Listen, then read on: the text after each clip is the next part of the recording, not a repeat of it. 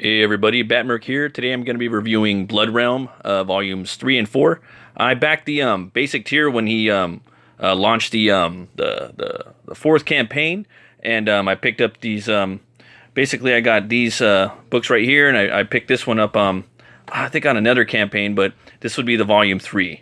Yeah, and then I got this one again on 4, and this one was actually the last issue of or part of this book.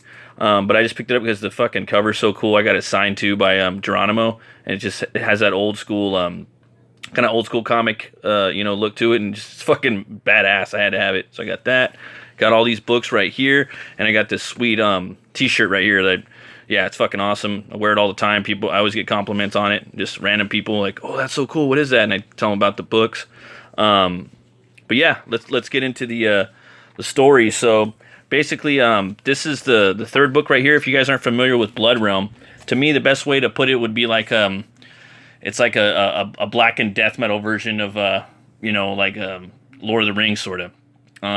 He actually takes the IP in a bold new direction, starting with this book. Just so you guys know, I might do some spoilers right here. This right here is the main character in this story for Volume 3. It's an 80-page giant. You can get this different places right now. But the main character is Corvin Morval. And this one just right off the bat starts off in the future. And real quick, this is actually a poster too if you were to rip the stuff out. So you can probably buy an extra one for $5 and make it a poster.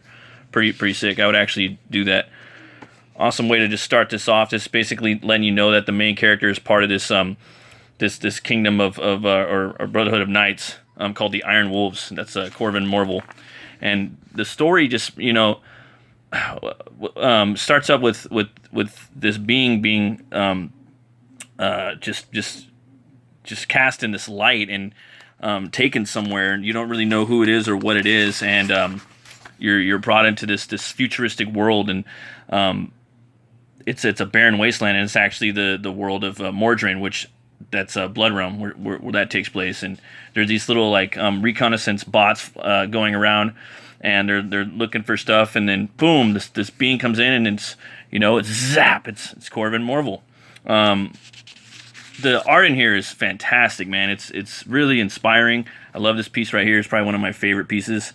Yeah, man, he just a really cool design on the character. I've been waiting to see this character for a long time, and I just got into reading the book finally today, and I was totally surprised. I didn't expect the story to go where it was going to go, and the way he tells it, the pacing, it's just really thought out, man. And you never really know what's going to happen, and he's always expanding the lore but telling a great story. It's a real page turner. Basically, this character Corvin Morval, he's brought back from he was fighting this warlord, this evil demon, and this demon during battle, he does something to him to where it casts him back, or it casts him into the future, and he comes here and he has to figure out what happened to his world. And doing that, he has to search out this place called Voragoth, once the beacon of humanity, now served as the capital for Targanis. That's the evil bad guy. It's a demon called Targanis, and he is bound to Corvin Morval, which you find out later on in the story, without spoiling too much. So much fucking death metal, like crazy shit in his books, man. Like look at these crazy wraiths right here. These like sentient wraiths. Oh my god, they come around and they start, seeking and destroying, mode. They're looking for victims, and this world that was once a crazy dark medieval, it's almost like Mordor. Like the whole world is Mordor. Now it's in the future. So you got spaceships. You got this fucking knight. He's in a spaceship, and he's trying to get away from these crazy like sentinel wraiths. Man, and they're coming after him. He's got this badass sword. Chiron gripped Siegebreaker with mighty arms as it burst with showers of flame. Behold, the light phantom. It just lights up, and oh man, look at that. Like, this is what comics is all about, And not only that, it has a sick-ass style that Robert Geronimo does, and this is so inspiring, so cool to see. Slices that full like right up the center, goes into there, and man, where the story goes after this for this issue, I can't show you anymore. But let's just say he finds well, I'll show you a little bit. He goes in here, and there's this scary moment right here where he enters this place, this ruin, and he comes upon this chamber, and in there's this stone altar glowed dimly with inexplicable radiance. Chiron was perplexed, staring at this large object in search for answers. As if it's summoned by his thoughts, a voice beckoned from the altar. "Greetings, traveler. I have been expecting you." And if you he comes upon it, slip, come closer. I'm not gonna show any more, but if you read the other books, you might know what this is. And oh man, this is freaking epic. You know what? Fuck it. I am gonna show you guys. I can't handle it. You guys gotta see it. Look at this. Look at this shit. All right, I'll show you that, but I'm not gonna show you any more what comes after this. Let's just say that it's Star Wars meets fucking Lord of the Rings, dude, and it's epic. So go ahead and check that out. I give this 2 horns way up. This is my favorite chapter so far out of the 4, and we'll jump right now into we'll jump into these books. So this one right here deals with this character for the most part called Lycurgus, and I've been hearing about him for a long time too. And he was this badass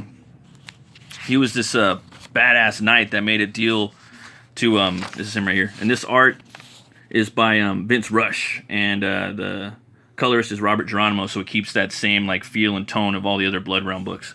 But this art is awesome. This story is about Captain Lycurgus. He's the last of the Iron Wolves, so he's still part of the same like knight order as Corvin, but at a different time.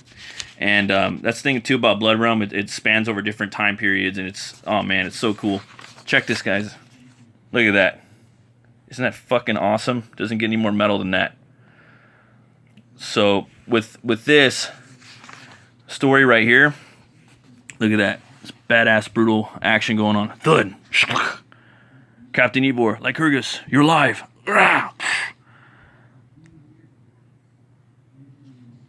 Look at that. Look at that. The scarcity has been overrun. We must not let them take the Acropolis. So he's asked out. Look at that. Oh man, this is awesome. This is my type of comic. Look at that. Lycurgus made his ascent to the temple as he tore through blighted flesh. The mangled corpses of his brethren littered the icy peak. Talos, Lycurgus, we've been betrayed. The Grand Master serves the archdemon. Where is he? Inside, he's preparing for the demon's return. You must not let him. Go to the goddess's light, Talos. Pharaoh and Artebus shall welcome you.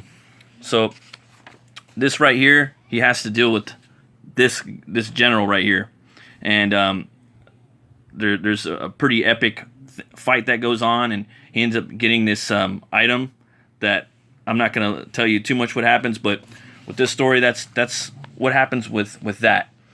He gets sent on this mission, and he has to deal with these badass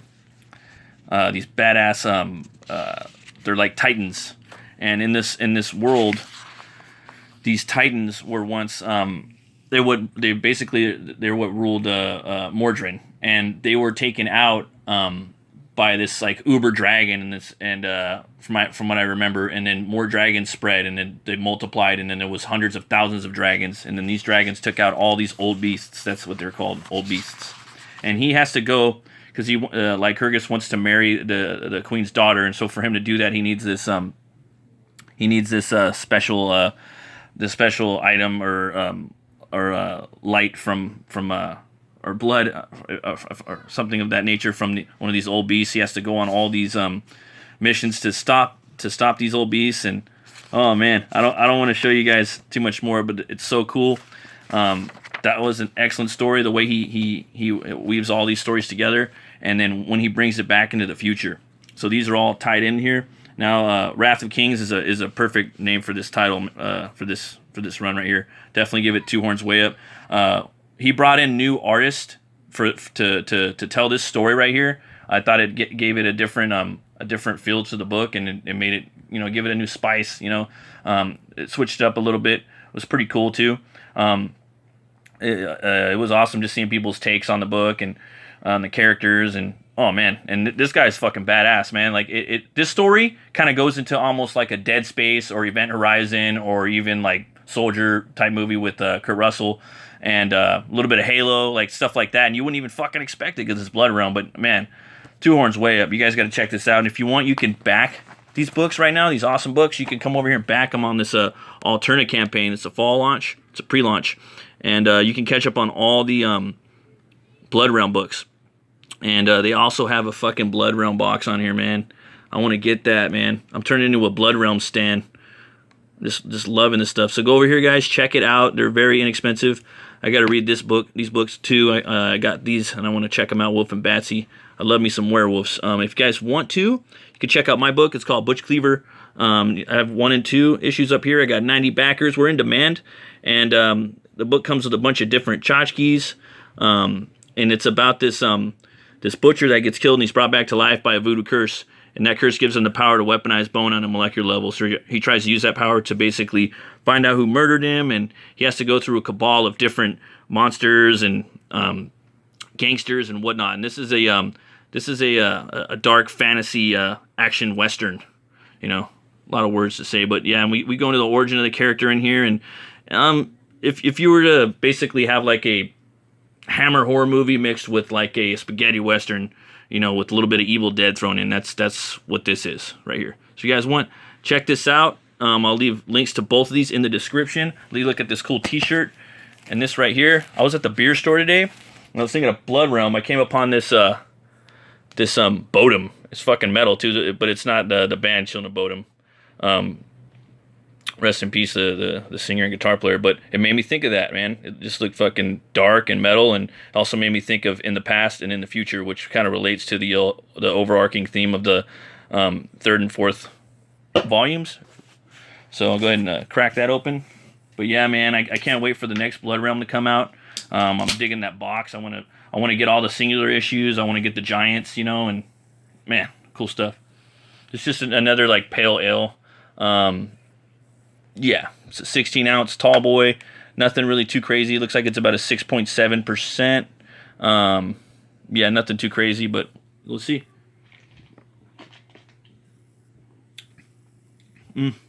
Obviously hoppy because of the hops and the paleness. Yeah, it's pretty good. By half acre. BODEM, just like, you know, traditional pale ale. Give it the Two Horns Way Up. Not bad. And as always, folks, if you like metal, you like movies, you like brewskis, you like comics, then stop on by. If you want, ring that bell, subscribe. It's always awesome. Thanks for everyone that's been subscribing and checking out these videos. Everyone that checks these out, you know, they get to see these new campaigns and books and metal bands and whatnot, and just helps build these little subcommittees. And you know, it means a lot. So thanks for watching. You guys have a happy Halloween. Be bold, be brave, and remember, roll the bones to know your role. Thanks, guys.